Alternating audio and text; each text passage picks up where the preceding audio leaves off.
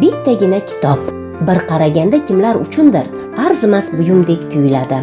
Ammo sahifalarini varaqlar ekansiz, hayot yo'limizdagi sadoqatli do'stlarimizdan biri ekanligini qalban anglab yetasiz. Lavhamizning bu galgi qahramoni ham oddiygina muallima. Ammo u shunchaki ustoz emas, o'z ishining ustasi. Turon universiteti dotsenti, akademik ilmiy unvoni sohibasi, xalq ta'limi a'lochisi va eng muhimi, respublika maktab o'quvchilari uchun mo'ljallangan nemis tili darsligi muallifi Mahbuba Qiyomova ko'rsatuvimiz mehmoni.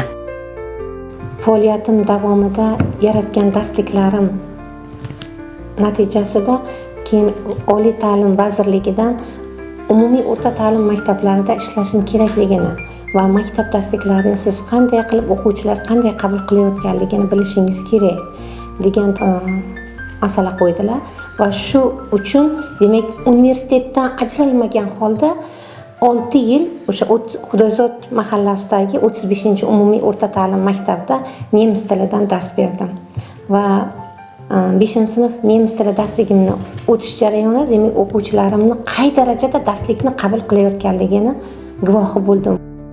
Biz Mahbuba opaning odatdagidek ish joyiga emas, xonadoniga tashrif buyurdik. Buni uning o'zi istadi. Ko'rib turganingizdek, u oilada uy bekasi, ona, rafiqa, farzand, kelin va yana qaynona hamdir. Bu martabalar uchun har kuni tili va dilida shukrona keltiradi. Mana shu o'qituvchilar oilasiga kelin bo'lib tushganimdan juda ham xursandman. Ustoz va murabbiylar kuni bilan onajonni, dadajonni va qolaversa boshqa o'qituvchilarni ham tabriklayman chin ko'nglimdan. Doimo sog' bo'lsin, umrlari uzoq bo'lsin. Bolalik va yoshlikda orzular bir olam bo'ladi. Zamondoshimizning yuragida ham xuddi shunday ezgu maqsad tug'ilgan edi. Zulfiya opam nemis tilidan Qarshi davlat institutini talabasi edilar. Zulfiya opamga qo'shilib o'sha mashqlarni bajarishga harakat qilardim. Nemis tilidan o'zbek tiliga, nemis tilidan rus tiliga, rus tilidan o'zbek tiliga o'sha so'zlarni topishga yordam berardim. Shu bo'lsa kerak, meni yana ham o'sha nemis tiliga bo'lgan qiziqishimni orttirdi. Yuqorida aytganimizdek, kitob chop etish hazilakam yumush emas. Bu boradagi mashaqqatlar igna bilan quduq qazigandek go'yo. Ko'p vaqtimiz demak asosan o'sha darslikni ustida ishlash uchun Toshkent ko'chalarida o'tdi. Ba'zan o'sha ijarada turgan paytlarimiz bo'ldi. O'sha Respublika ta'lim markazi tomonidan ajratilgan o'sha farmatsevtika institutini demak ota-onalar uchun, talabalarning ota-onalari uchun ajratilgan xonalarga turishimizga to'g'ri keldi. Zulfiya opamning turmush o'rtoqlari, kezi kelganda men xo'jayinimni qo'llab-quvvatlashlari bizga katta yordam berdi. Endi ishlarimiz nashrga tayyor, endi nashrga beriladi degan paytga hattoki o'sha ham to'xtatib qolish holatlari bo'ldi. Demak, bu o'sha darsligimizda chiqarish jarayonidagi qarshiliklarni aytaman. O'z kasbining fidoyisiga uni qo'llaydigan insonning borligi juda muhim. Mahbuba opaning bu borada omadi chopgan. Turmush o'rtog'i eng yaqin odami, joyi kelganida ustozi, qaynonasi va onasi esa har ikki tomondan unga ko'maklashganligi uchun hayotda ham, jamiyatda ham o'z o'rnini topdi.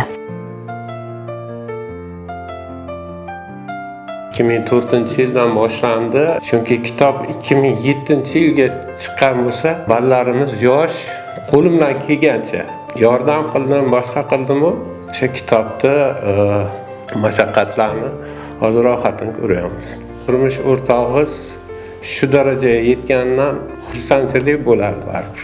Ilk marotaba o'sha qo'lyozma sifatida yozgan darsligimizni o'sha ta'lim markaziga olib borishga onamning hissalari bo'lgan. O'ylaridan o'tirib duo qilgan bo'lsalar, qaynonam o'sha bolalarim maktabdan keladimi, ovqatlandingmi yoki ovqat suzib berib o'zlarini oldilariga yur, men bilan o'tirasan, onang seni Toshkentga deb, demak, qaynonamning ham mehnatlari juda katta. Bir tomondan onajonim, ikkinchi tomondan qaynonam va turmush o'rtog'im tomonidan demak qo'llab-quvvatlandim. Shuning uchun ham shunday ijobiy natijalarga erishdim deb o'ylayman. Qo'llarini duoga ochayotgan onaxon 80 yoshdan oshdim. Hamon tetik ko'rinayotgan, asl kasbi murabbiy bo'lgan aya ham o'tayotgan lahzalaridan mamnun. Balalarimdan nolimayman, hammasi aqlli. 5 qiz, 2 o'g'il, bari hurmatga sazovor. Mahbuba qizim o'zi maktabdori ham yaxshi o'qigan. Majlislarga borsam, rahmat. Hammasi 5. Yaxshi, xulqi yaxshi qilishadi. Bundan ham ziyoda bo'lgin deyman, martaba ham bundan ham ziyoda bo'lsin deyman. Sog' bo'lgin deyman, umring uzoq bo'lsin deyman. Ayyom bahona yig'ilgan yaqinlari Mahbuba opaga eng ezgu niyatlarini bildirishdi. Ijodni yaxshi ko'radigan yoshliklaridan boshlab shu ijodga qiziqqan insonlardan oilada shu ishlardan tashqari ham hamma pazandaliklarini joyida qo'yadilar. Oshlarni ham, keyin mana shu xamir ovqatlarni, xonimlarni juda chiroyli qilib tayyorlaydilar. Yaqinda men boshlang'ich sinflarda chet tili o'qitish metodikasi darsligini chop ettirdim. Umumiy o'rta ta'lim maktablarida endigina ilk marotaba ish boshlayotgan o'qituvchilar uchun mo'ljallaganman. Ilmiy ish olganman, shuni amalga oshirishni xohlayman. Talabalarimda yana ham kuchliroq o'sha demak o'qituvchi sifatida faoliyat ko'rsatishlariga katta yordam berishni xohlayman. Nimagaki ishonsangiz, hayotingizda o'sha narsa ro'y beradi. Qarang, yonimizda yaxshilar juda ko'p. Men ular bilan baxtiyorman. Tabiatan ijodga yaqin, she'rlar bitguvchi ustozning ana shunday o'ylari, mulohazalari sizni befarq qoldirmaydi. Rejalari zamirida esa bittagina insonlarga ezgulik ulashishdek yuksak maqsad bor. Demak, o'qituvchining izlari mehrning, oqibatning va muhabbatning nurli manzillariga muhrlanadi.